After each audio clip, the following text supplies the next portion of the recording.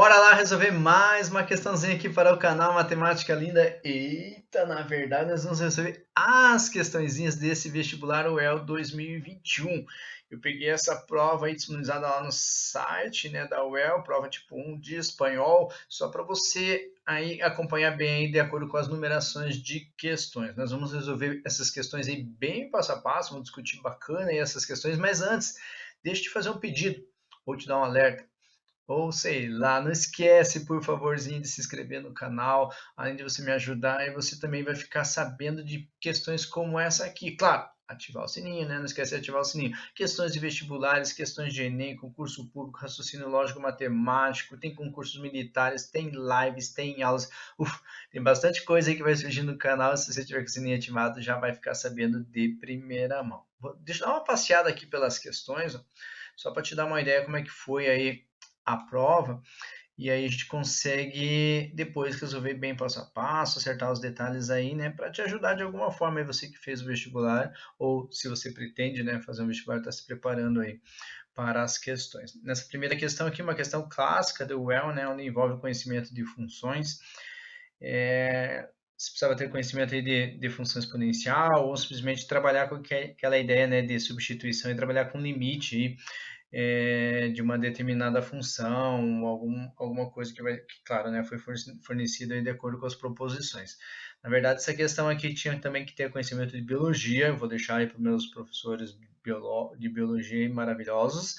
Então, eu considero uma questão difícil pela interpretação e pelas sacadinhas que a gente tem que ter, né? Mas sempre tem essas questões de proposições aí quando a gente tem que ver o que é verdadeiro e falso, tem sempre uma maneira aí de você não precisar resolver todas, né?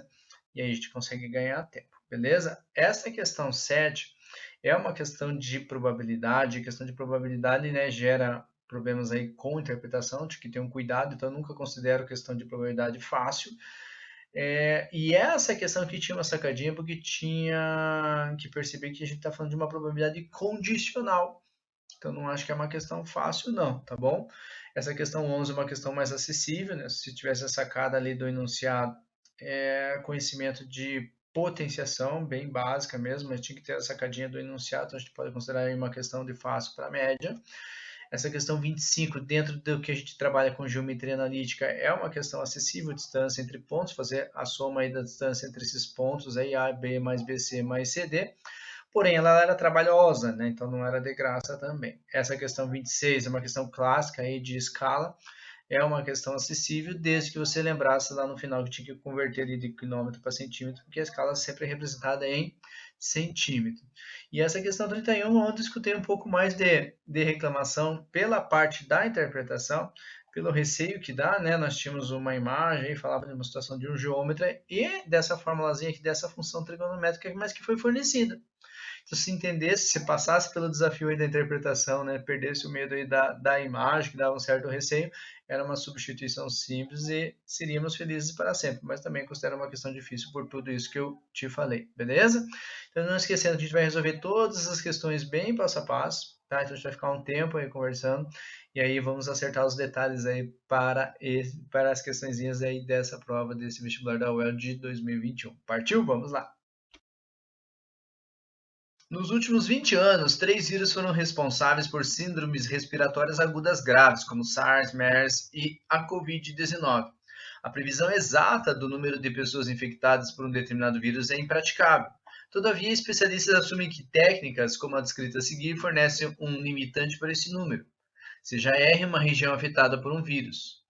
Suponha que vivam K pessoas em R com K maior que 2, um número constante e inteiro. Denote por HT, então uma função, né? H que está em função de T, o número de pessoas em R infectadas pelos vírus até o instante T maior ou igual a zero, medido em dias. Como dito anteriormente, prever HT é inexível. Entretanto, pode ser majorado pela função y, que leva a reais e não pode assumir valor negativo aqui no domínio, e em reais, né? No contradomínio não existe restrição, de modo que, fala a verdade, né? Essa leitura toda ali maravilhosa, olha essa função aqui linda, maravilhosa, dá até uma coisa, né? Vontade de fazer matemática agora, né? Fala a verdade. Sendo E maior que uma constante racional, a gente sabe que E é o número de Euler, né? Aproximadamente de 2,7. Com base na técnica apresentada e nos conhecimentos sobre vírus, atribua V ou para verdadeiro, o F para falsas afirmativas a seguir. Então, questão clássica de well, né, que nós temos algumas afirmativas, e tem que analisar o que é verdadeiro e falso para marcar qual é a alternativa correta. E geralmente nessas questõezinhas da well, quando a gente tem que analisar ali o que é verdadeiro e o que é falso, a gente consegue não necessariamente ter que atacar todas as afirmações, né? Todas as afirmativas. Então, assim, tem algumas sacadinhas aí para a gente fazer. Primeira coisa que eu quero conversar com você é que essa questão que está misturada, né, com conhecimentos de biologia. Então, para você aí que vai fazer essa provinha da UEL, tem questões que os caras colocam sim, né? Essa mistura aí com questões de biologia. E a parte da biologia, eu vou deixar para as pessoas de biologia, incríveis e maravilhosos, né? Eu tenho ali a informação que a segunda é verdadeira e a quarta ali é falsa. Então, se você observar nas alternativas, se a segunda é verdadeira e a quarta é falsa, a gente já eliminava a letra A, já eliminava a letra B e já eliminava a letra E. Então, por exemplo, na parte matemática, a gente sabe que essa primeira é falsa, né, pelas alternativas C e D. Então, bastava fazer uma delas, ou a terceira, ou a quinta. E aí, vamos falar a verdade, quando a gente enxerga esse carinha aqui no denominador, um T, e o T, né, a função, nós temos uma função que está dependendo do T, ou seja, o T que está variando aí, né, decorrer do tempo, e o T faz parte do expoente, a gente sabe que a gente está falando de um comportamento exponencial. Então aqui não seria constante, né? Então a gente já sabe que essa última aqui é falsa, né? E já dava para responder a questão. Então na parte matemática, assim, por eliminação já dava para fazer, ok? É claro que a gente vai resolver bem passo a passo e vai trabalhar com as afirmações ali justamente para dar uma treinada numa outra determinada situação que não dê para fazer isso e também para entender bem o que diz essa questão, beleza? Então vamos para a primeira afirmação. Na primeira afirmação está dizendo que no instante t igual a zero, h de zero equivale a 3. Então, assim, é uma substituição que simples, que a gente conhece lá de funções, valor numérico, né? Lembra que o h de t, ele está dizendo que é menor ou igual a y de t. Então, eu vou calcular o y de zero. E aí, ao calcular o valor de y de zero, né, eu vou chegar em uma conclusão e eu vou conseguir, consequentemente, concluir também para h de zero, beleza? Então, o primeiro detalhe importante que eu quero que você enxergue é que neste t aqui eu vou colocar o zero, beleza? Então, onde tem t aqui, ó, eu vou colocar zero. E essa é a primeira substituição que eu vou fazer. E aí, para a gente começar a ganhar espaço e tempo, se eu tenho aqui no expoente um menos 3 vezes zero, esse expoente aqui vai ser zero. E aí, se a gente tem uma base e, que a gente sabe que é maior do que 1 pelo enunciado ali, nem precisava entender a constante de Euler aqui, toda esse fator aqui, ó, esse pedacinho aqui vai ser igual a 1, né? Porque 1 elevado, e elevado a zero vai ser igual, então isso aqui vai ser igual a 1. Então eu vou ter um k menos 2 vezes 1. E aí a minha funçãozinha, ela se resume isso aqui, ó. Então meu y0 vai ser um 2k no numerador. E no denominador eu vou ter um 2 mais um k menos 2, né? Porque ficou multiplicado por 1. E aí, se você observar, olha só como a matemática é linda, maravilhosa. Eu tenho um 2 aqui, ó, que vai se cancelar com menos 2. 2 menos 2 é zero. E aí eu tenho, na verdade, na nossa vida ali um 2k sobre k. Um 2k sobre k. Aí, independente, né, do valor de k, a gente sabe que o k é maior que 2, pelo que está escrito ali no nosso enunciado. Eu consigo também fazer um cancelamento. Se eu pegar um número qualquer maior que 2 aí, e dividir por ele mesmo, vai dar 1. E 2 vezes 1 vai dar 2.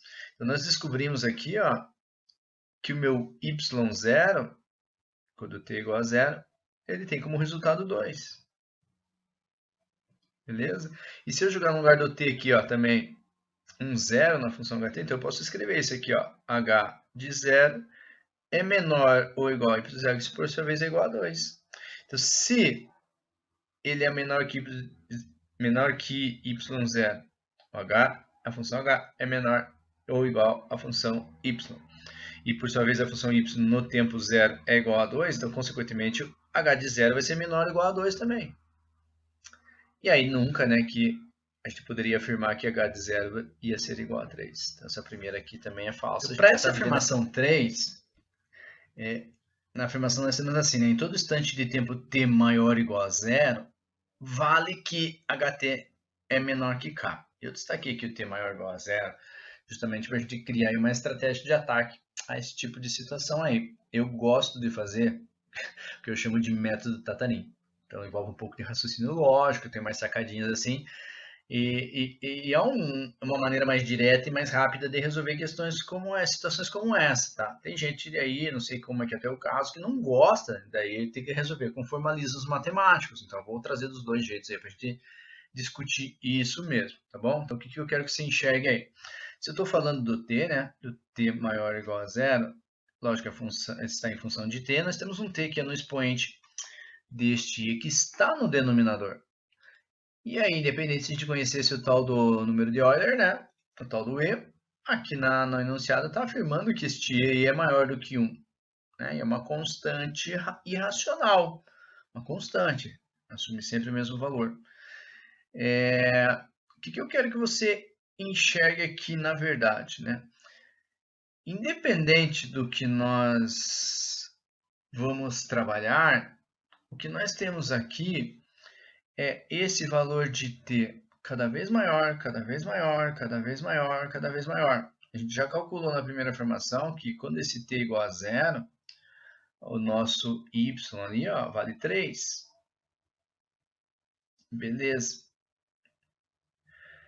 E ele está falando que o k é maior ou igual a 2 aqui nessa situação. Agora, à medida que eu aumento esse valor de t, esse t vai estar multiplicando esse menos 3, vai aumentar o valor do expoente também. E aí, o que eu quero que você enxergue? Neste fatorzinho aqui, ó, nós temos um e elevado a menos 3t. E se eu quiser deixar esse expoente positivo, eu inverto a base, ou seja, eu falo de 1 sobre e. Isso aqui elevado a 3t, daí. Beleza. O que isso significa? Este 3t aqui é o expoente tanto do numerador 1, e 1 elevado a qualquer expoente ali, não importa o que eu coloco no lugar de t, vai continuar sendo 1. E o e, eu vou ter um 3t sobre esse expoente. Ok? Como o e é maior do que 1, e mesmo que a gente usar a ideia da constante de Euler lá, 2,7 aproximadamente, quer dizer que eu estou pegando este número 1 e estou dividindo por um número que está cada vez ficando maior, porque o 3 vezes o t, e eu vou aumentando o valor de t, vai aumentando o valor desse expoente, quer dizer que este denominador fica cada vez maior. E se eu divido 1 por um número que vai ficar cada vez maior, isso aqui tende, tá? Não vai ser, mas tende a ser zero. E se ele tende a ser zero, zero vezes qualquer coisa vai dar zero. Ou seja, toda essa parcelinha aqui, ó, tende a ser zero também. Porque eu estou pegando um k menos 2, e o k é maior que 2, ou seja, isso aqui vai ser maior que zero, mas eu estou multiplicando por uma coisa que tende a ser zero. Ou seja, isso aqui também tende a ser zero, tá? Tende a ser zero.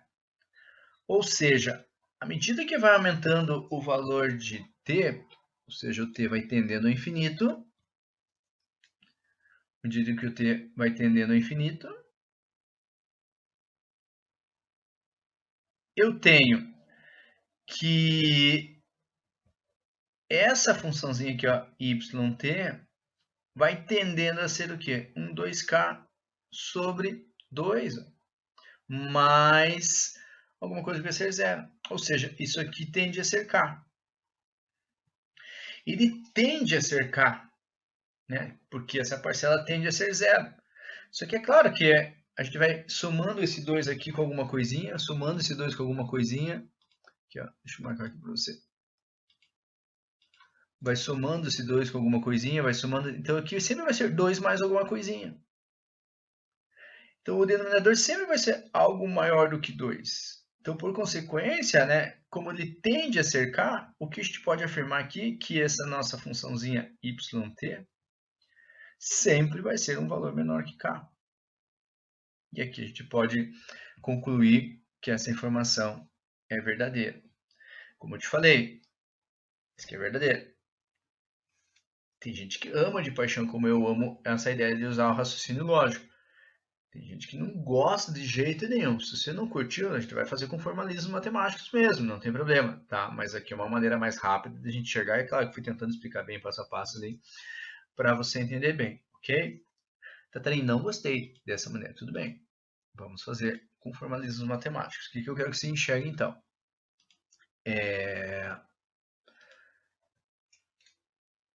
Quando ele falou aqui pra gente, ó, K é maior que 2, a gente garante que este fator aqui, ó, vai ser maior que zero, né? Porque o K é maior que 2, qualquer coisa maior que 2 menos 2 vai ser maior que zero, ok? E quando ele falou pra gente aqui que o E é maior que 1, ó, a gente garante que este fatorzinho aqui também seja maior que zero, ok? Porque o instante de tempo t, né, com exceção do t igual a zero ali,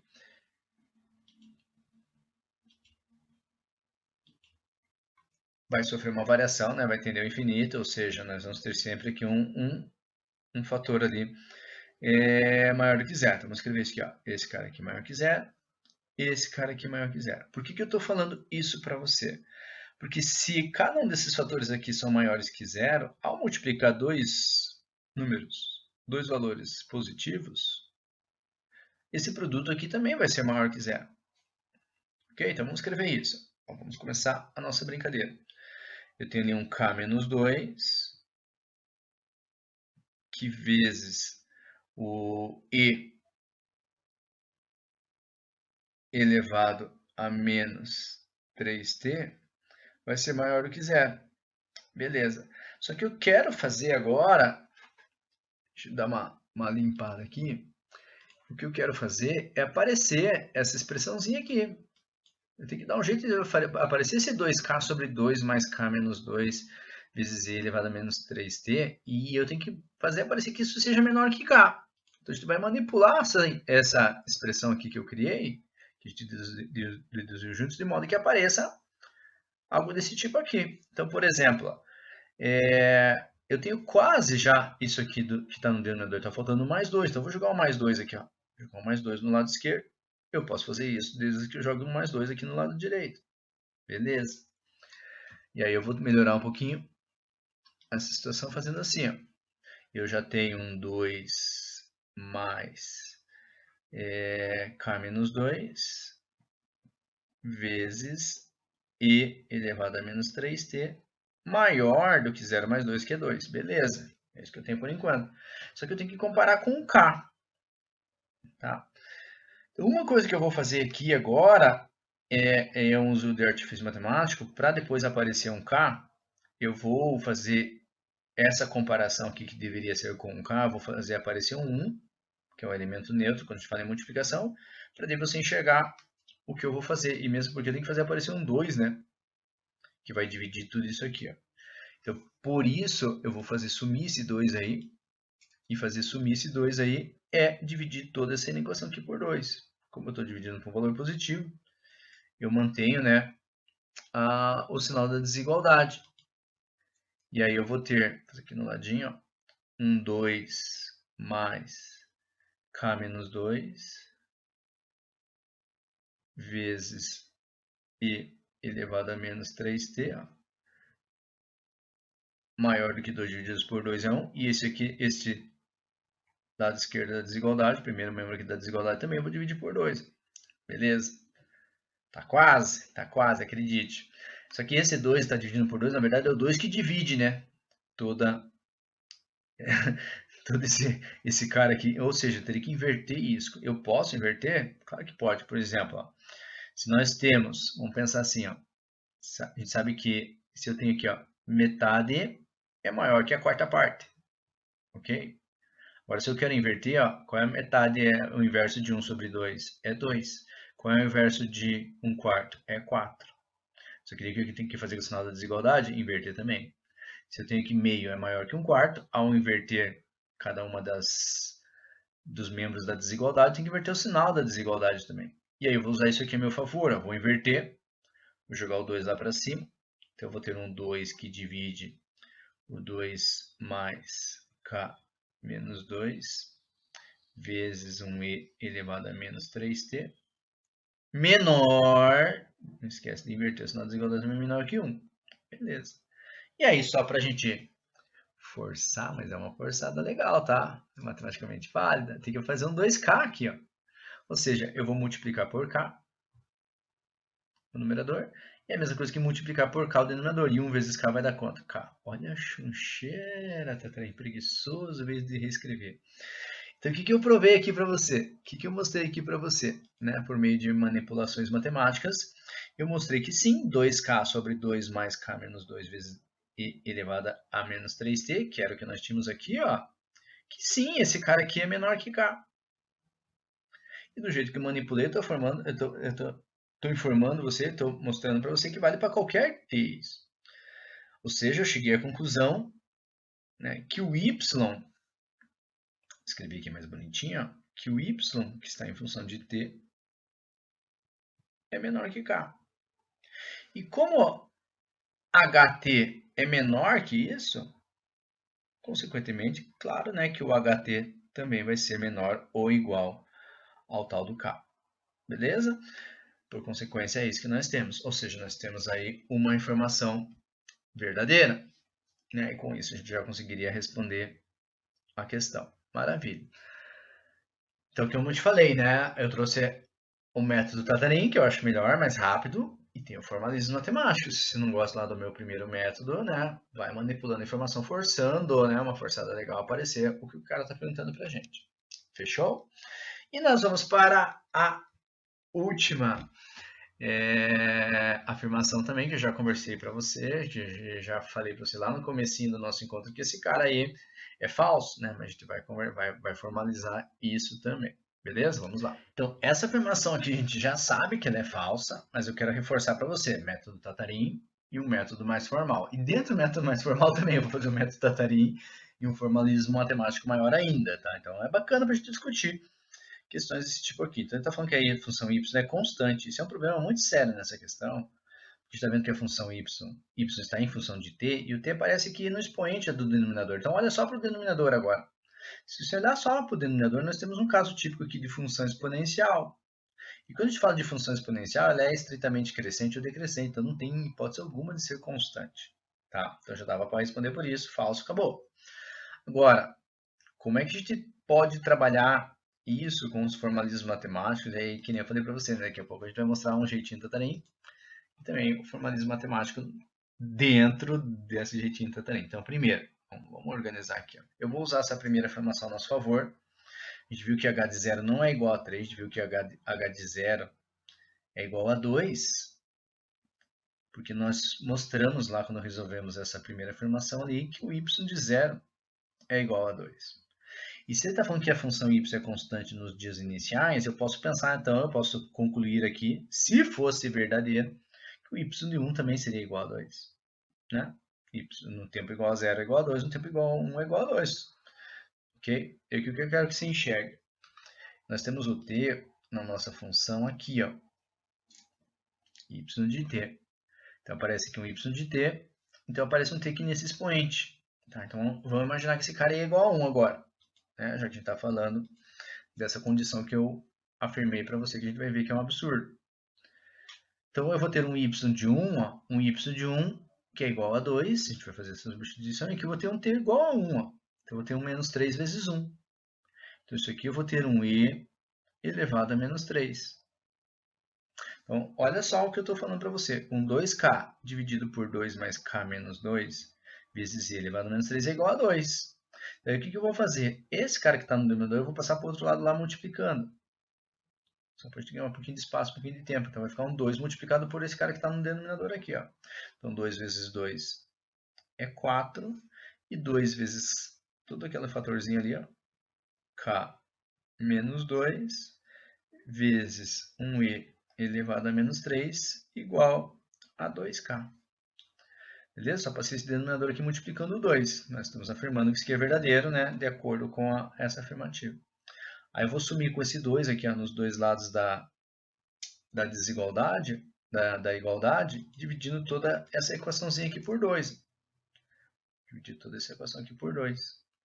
E ao dividir toda essa equação aqui por 2, eu vou ter lá no lado esquerdo da desigualdade, ó, 4 dividido por 2 é 2, e 2 dividido por 2 é 1. Então, eu vou ter um 2 mais K menos 2 vezes E elevado a menos 3 igual a K. E aí eu vou fazer uma comparação da seguinte forma. Esse 2 que está somando, vou jogar para o outro lado lá subtraindo. Então eu vou ter um K menos 2 vezes um E elevado a menos 3 igual a um K menos 2. E a sacada estava a gente usar informações do enunciado a nosso favor. Porque ele está dizendo aqui ó, que o K menos 2, aliás, ele está dizendo que o K é maior que 2. Se o K é maior que 2, consequentemente o K menos 2 aqui ó, é maior que 0. E se ele é maior que 0, eu posso trabalhar com a simplificação da seguinte forma. Eu vou dividir toda essa equação aqui ó, por K menos 2. Deixa eu escrever aqui para você. Então, eu vou pegar ali, ó, vou dividir por K menos 2, tanto o lado esquerdo quanto o lado direito.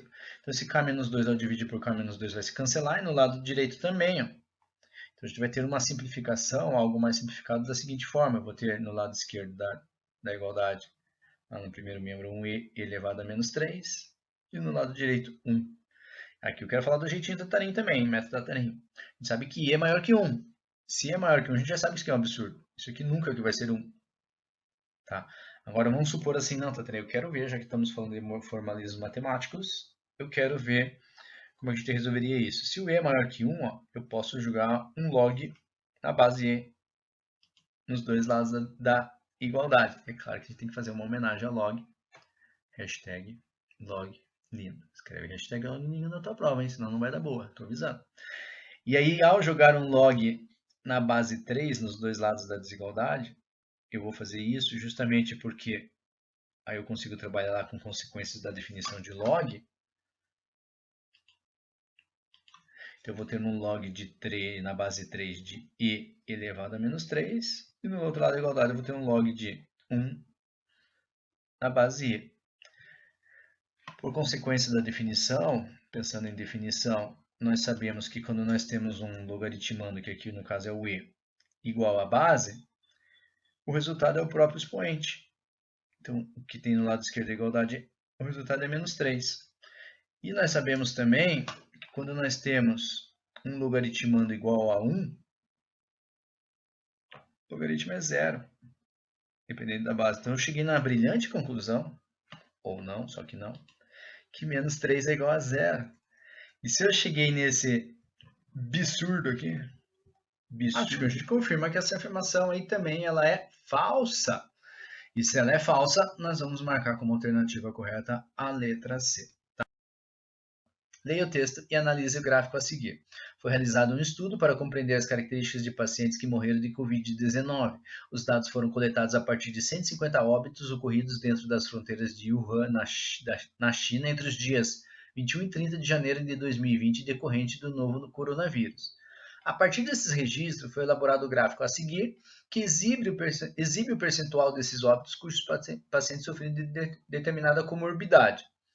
Com base no texto e no gráfico, assinale a alternativa que apresenta corretamente a probabilidade de se tomar ao acaso, dentre os pacientes hipertensos desse estudo, um paciente diabético. O problema dessa questão aqui, que a gente tem que cuidar, que ele fala ali de tomar um paciente diabético, e se a gente olhar aqui para os diabéticos, nessa barra aqui, equivale a 30%, e aparece 30% nas alternativas, mas está errado isso. Por quê? Nós estamos falando de um caso de probabilidade condicional. Então, a probabilidade de se tomar ao acaso dentre os pacientes hipertensos desse estudo. Então, quando a gente for trabalhar lá com a probabilidade, daqui a pouco a gente vai conversar sobre isso, eu tenho que considerar esse espaço amostral aqui, esse mundo hipertensos, que equivale a 50%. Não é o total, né? De pessoas, de pacientes que morreram de Covid-19. Ah, Tatana, então tem que calcular 50% de 150? Pode. 75 pacientes, mas não precisa, tá? Eu vou trabalhar com a porcentagem aqui para a gente evitar fazer um cálculo aí. Então, o que eu quero que você enxergue? Um detalhe importante, né? Ele fala assim, ó, a probabilidade de tomar dentre os pacientes um paciente diabético. Então, nós temos aqui os pacientes como pacientes diabéticos ou hipertensos, um total de 70%. Também não vou calcular 70% de 150, vou considerar isso aqui como no caso assim, a nossa referência inicial. Então não vou considerar assim 100% ou 150, né? Só que assim, o que acontece? Se tem diabéticos ou hipertensos, ele quer saber dentre esses pacientes hipertensos quantos que são diabéticos para a gente calcular a probabilidade. Quer dizer que nós temos pacientes diabéticos e hipertensos. E aí nós estamos falando de alguns conectivos lógicos aí, né? Deixa eu dar uma destacada aqui para você. Quando eu falo assim, ou, estou falando de união de conjuntos. Quando eu falo e, pacientes hipertensos e diabéticos e interseção. E eu estou falando de conjuntos porque sim, eu vou usar aquela técnica que a gente conhece lá de conjuntos, usar os diagramas de Venn para a gente calcular coisas aqui. Então, olha só o que eu vou fazer para você. Trouxe nosso quadrilátero fantástico aqui para representar nosso conjunto universo. Então, nós temos dois conjuntos, diabéticos e hipertensos, diabéticos letra D, hipertensos letra H. E eu vou considerar só o mundo 70%. Porque ou união seria eu pegar todos os diabéticos, juntar com todos os hipertensos, né? Cuidado para não contar em duplicidade essa região que eu coloquei aqui na interseção, que é o que a gente vai descobrir que vai matar a questão. E justamente esse total tem que dar 70%. Se eu considerasse os 100%, eu tinha que imaginar, tem 30% aqui fora, que não é nem diabético nem hipertenso, mas assim acho que fica mais econômico, mais rápido. Como eu quero saber quantos que são diabéticos e hipertensos, vou colocar um X aqui nessa região, que está tanto no diagrama D quanto no diagrama H. E aí, cuidado, eu não vou colocar porcentagem para ficar menos poluído aqui a nossa resolução. Eu tenho aqui que a quantidade de diabético equivale a 30%, mas eu não posso colocar 30 aqui, né? Porque eu já tenho X ali, ó, em porcentagem, é claro, né? Então, vou desconsiderar isso que eu já coloquei ali, justamente para não contar em duplicidade. Isso que é bem tradicional, né, quando a gente trabalha lá com conjuntos, operações com conjuntos, envolvendo conjuntos. E a quantidade de hipertenso que está indicada por 50%, também não vou colocar 50 aqui, porque já tem X, ó, então 50 menos X.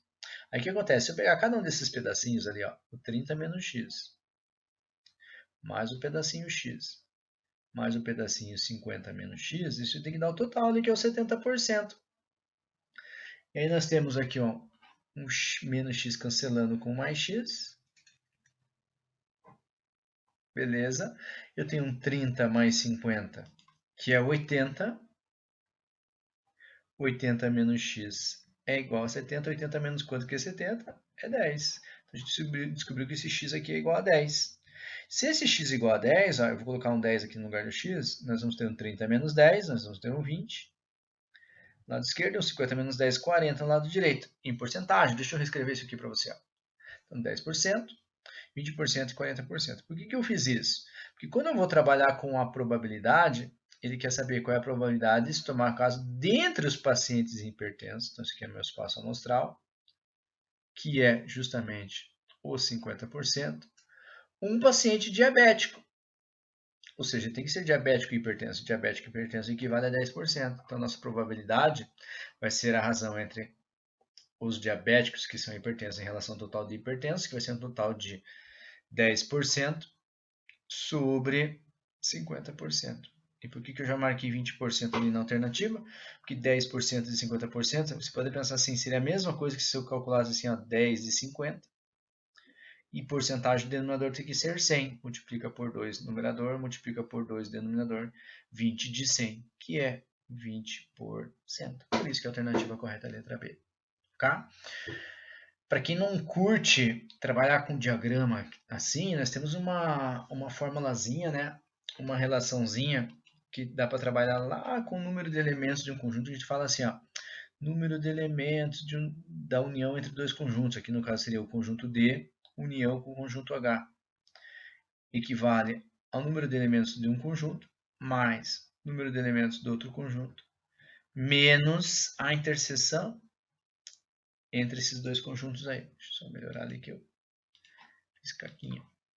A interseção entre esses dois conjuntos aí. E aí o que acontece? A união a gente sabe que é 70%. Número de elementos aí que seria no conjunto de diabéticos, aqui ó, diabéticos, 30%. Hipertensos 50%. Menos a união, a interseção entre os dois conjuntos. E aqui como vai dar 80%, ó, eu vou ter que 70 menos 80%, que vai dar menos 10%, equivale a menos a interseção, né, dos dois conjuntos. E aí eu chego à mesma conclusão que a interseção seria esse 10% aqui. Então, é uma outra maneira de você enxergar, ok? Eu sempre tento trazer, né, várias maneiras, à medida que seja possível resolver de uma mais de uma maneira. Eu acho que é bacana você ter, né, quanto mais recursos aí para fazer uma prova ou para entender melhor uma questão, vai te ajudando, vai te agregando de alguma forma. Falando Simão Botelho e Teresa Albuquerque moram em casas vizinhas e vivem um amor de perdição através de suas janelas em plena Portugal do século XIX. Quando são proibidos de se ver, combinam uma fuga para além das fronteiras de Portugal e precisam contabilizar suas economias. Teresa, com auxílio de uma lanterna a óleo acesa, quer informar Simão sua quantia por meio de um código mutuamente combinado. Para isso, realiza de sua janela uma sequência de movimentos que simboliza os 6 algarismos M5, M4, M3, M2, M1 e M0, nesta ordem, de forma que cada algarismo pertence ao conjunto em que os elementos são 0 e 1, utilizando a seguinte convenção. 1. Levar a lanterna ao seu lado esquerdo simboliza o número 0. 2. Levar a lanterna ao seu lado direito simboliza o número 1. A sequência transmitida por Teresa a Simão é transformada por ele em um número natural n através da seguinte regra. N vai ser igual a m5 vezes 2 elevado à quinta potência, mais m4 vezes 2 elevado à quarta potência, mais m3 vezes 2 ao cubo, m2 vezes 2 ao quadrado, m1 vezes 2 elevado a 1, m0 vezes 2 elevado a 0. Sabendo que n igual a 42 é a quantia informada por Teresa Simão, assinale a alternativa que apresenta correta e ordenadamente a sequência m5, m4, m3, m2, m1, m0 de algarismo simbolizada por ela. A gente vê essa questão aqui, né? Ai, Tatari, eu sei correr dos 3 dias, né? Eu só não saio porque não aguento, né? Sou idoso. Mas enfim, na verdade, esse tipo de questão é aquela questão clássica que dá mais medo que realmente é difícil. Por quê? Qual que era a sacada aqui da questão? Nós estamos falando de potência de base 2, e se você observar bem aqui, nós temos um 2 elevado à quinta potência, que a gente sabe quanto é, 2 elevado à quarta potência, a gente sabe quanto que é, 2 ao cubo e assim por diante. E ao fazer essa soma aqui, ó, o resultado tem que dar 42. Mas o que eu sei que eu vou colocar no lugar do M5, M4, M3, M2, M1 e M0? São elementos que estão aqui no conjunto entre 0 e 1. Ou seja, M5 ou vai ser 0 ou vai ser 1. M4 ou vai ser 0 ou vai ser 1. M3 ou vai ser 0 ou vai ser 1. M2 ou vai ser 0 ou vai ser 1. M1 vai ser 0 ou vai ser 1. E M0 vai ser 0 ou vai ser 1. Então, como o N tem que ser 42, o 42 vai ser o resultado justamente da soma desses M5, M4, M3, dessas 6 parcelas. E aí eu vejo que eu já coloquei aqui para você no lugar de 2 elevado à quinta potência o 32, no lugar de 2 elevado à quarta potência o 16, e assim por diante. Ó. 2 ao cubo 8, 2 ao quadrado 4, 2 elevado a 1 é 2, 2 elevado a 0 é 1. Ou seja, como M5, M4, M3, M2, M1 e M0 só pode ser ou 0 ou 1, dava para fazer por tentativa aqui. Por exemplo, o M5 tem que ser igual. Porque se eu coloco 0 aqui, some essa primeira parcela aqui, vai dar 0. Aí eu vou ter, por mais que eu coloque 1 em tudo aqui, ó, 16 mais 8, 24, mais 8, 28, mais 2, 30 e 31. Não vai dar o 42. Então eu já sei que o M5 é igual a 1. Agora, se o M5 é igual a 1, essa parcela aqui vai ficar 1 vezes 32, que é 32, o M4 não pode ser 1, porque senão eu vou ter 32 mais 16, 48. Então, o M4 é 0. E assim você vai fazendo e chegando à brilhante conclusão que o M5 vai ser 1, M4 vai ser 0, M3 vai ser 1, M2 vai ser 0, M1 vai ser 1 e M0 vai ser 0. Por quê? 32 mais 16 não pode, porque é 48, então tem que sumir o 16. Mas 38 mais 8 pode, vai dar 40 e ainda não chegou no 42, por isso que eu coloquei 1 aqui, ó, no lugar do M3. Agora, se eu tenho 32 mais 8, 40, se eu faço 40 mais 4, 44, estoura, não é 42, então este M2 aqui não pode ser 1, tem que ser 0, para sumir mesmo. E aí, consequentemente, né, o M1 igual a 2 vai fechar o 42. 32 mais 8, 40, mais 2, 42. E a última parcela tem que ser 0. Por isso que no lugar do M0 coloca 0. E a sequência é essa aqui que está em vermelho. 1, 0, 1, 0, 1, 0. Que é exatamente o que nós temos na alternativa letra C. Então, essa questão aqui é uma questão que dá mais medo do que realmente é difícil. Suponha que Casey Jones, para se exibir e conquistar paixões, estima o comprimento de uma estrada que marca a fronteira entre dois países. Para isso, supõe que essa divisa esteja contida em um plano munido de um referencial de coordenadas cartesianas de origem O. Na sequência, ele escolhe 4 pontos A, B, C, D na fronteira, calcula suas coordenadas com base nesse sistema cartesiano e os conecta por 3 segmentos de reta, de modo a criar a poligonal de vértices A, B, C, D, conforme a imagem a seguir. Sabendo que é esse caso, calcula o comprimento da poligonal para estimar o comprimento desejado, assinale a alternativa que apresenta o número obtido corretamente por ele. Então, na verdade, nós temos aqui uma questão de geometria analítica, né? Que nós temos que calcular aqui as distâncias, por exemplo, entre os pontos A e B, ó. A gente calcula a distância entre os pontos A e B, depois calcula a distância entre os pontos B e C, depois a distância entre os pontos C e D. E soma essas distâncias aí, né? E a gente tem aquela formulazinha básica lá, famosona lá para calcular a distância entre pontos, né? Que é justamente fazer a diferença entre as coordenadas de x ao quadrado, mais a diferença entre as coordenadas de y ao quadrado. Tudo isso dentro de uma raiz quadrada e nós seremos felizes para sempre. Ok? Então deixa eu trazer aqui para você o esqueminha. Então, por exemplo, antes de entrar na questão, se eu quero calcular a distância entre dois pontos quaisquer, P e Q, eu vou fazer a diferença entre as coordenadas de x, do ponto P e do ponto Q, ao quadrado, e a diferença entre as coordenadas de y, do ponto Q, P e do ponto Q, ao quadrado. E aí, aqui no caso, eu vou fazer a distância entre os pontos A e B, depois a distância entre os pontos B e C, depois a distância entre os pontos C e D. E nós seremos felizes para sempre. Então, olha só. A distância entre os pontos A e B, então eu coloquei aqui as coordenadas de x, ó, do A, 1, e do y é menos 2. Então, está aqui a diferença entre 1 e menos 2 ao quadrado. Aí eu faço a mesma coisa para as coordenadas de y, menos 8 com menos 3. Eu fiz a diferença entre esses dois valores aqui, ó, menos 8 com menos 3 também ao quadrado. E aí, de resto, é brincar de fazer continha e ser feliz para sempre. Então, por exemplo, aqui, ó, menos com menos vai ficar mais, 1 mais 2 vai dar 3, que é o quadrado da 9. Menos 8 com menos vai dar mais, também menos 8 com mais 3 dá menos 5, ao quadrado vai dar 25. E a raiz quadrada de 9 mais 25 é a raiz quadrada de 34, que a gente vai deixar anotada essa informação aí. Aí eu vou fazer a mesma coisa agora para a distância entre os pontos B e C. Vou pegar as coordenadas de x, a do B e do C, fazer a diferença entre esses valores, ó, menos 2 com o 2, né, a coordenada x do ponto B e a coordenada x do ponto C, ó, a diferença entre eles.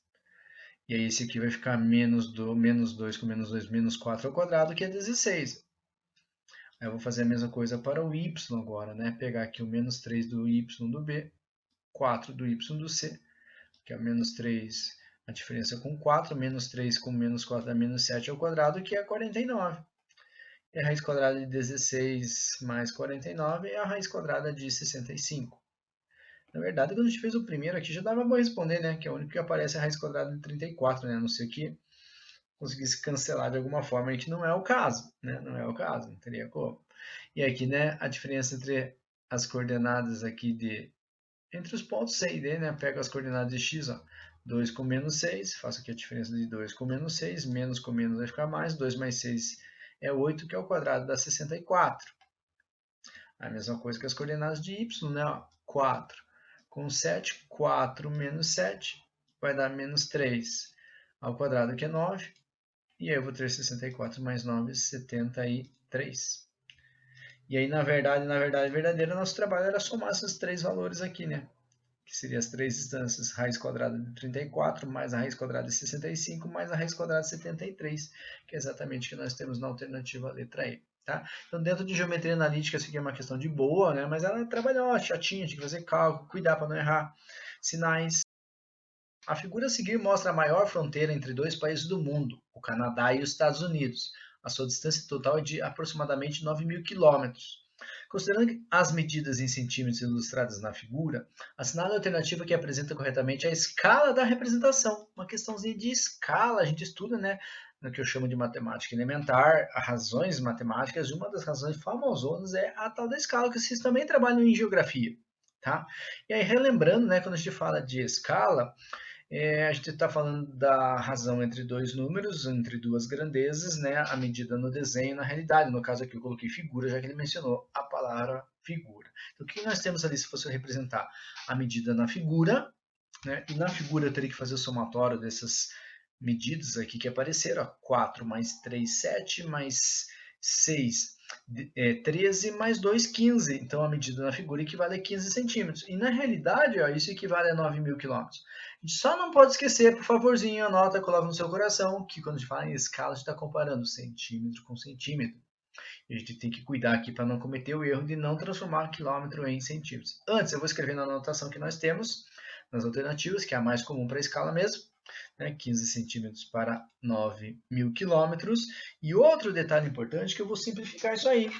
né? Porque eu tenho que ter 1 para alguma coisa. Então, eu vou dividir por 15, ó, e eu posso dividir por 15 desde que eu faça, né, nas duas grandezas, na figura e na realidade. Ao dividir por 15, eu vou ter 15 por 15 é 1, 9.000 por 15 é 600.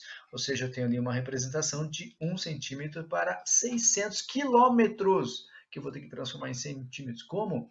Fazendo conversão de unidade medida. 1 quilômetro equivale a 1.000 metros, que por sua vez equivale a 100.000 centímetros. Para transformar de quilômetros para metros, ó, acrescenta 3 zeros. E de metro, já que 1 metro vale 100 centímetros, acrescenta 2 zeros. Então, de quilômetro para centímetros, é só acrescentar 5 zeros, que é o que a gente vai fazer aqui. Ó. Já tem 2, nós vamos ter um total de 7 zeros, 60 milhões de centímetros. Ou seja, a escala é 1 para 60 milhões, alternativa correta, letra D. Beleza? Então, se lembrasse aí da conversão de unidade de medida, a questão era bem de boa, né? Uma questão de aplicaçãozinha de escala bem direta aí. Valeu? Olha só o que diz a questão. Leia o texto a seguir. Em Eneida, a princesa Dido, tendo a vida ameaçada numa disputa de poder, refugiou-se na costa do mar Mediterrâneo. A ela foi prometida a extensão de terra que pudesse cercar com o couro de um boi.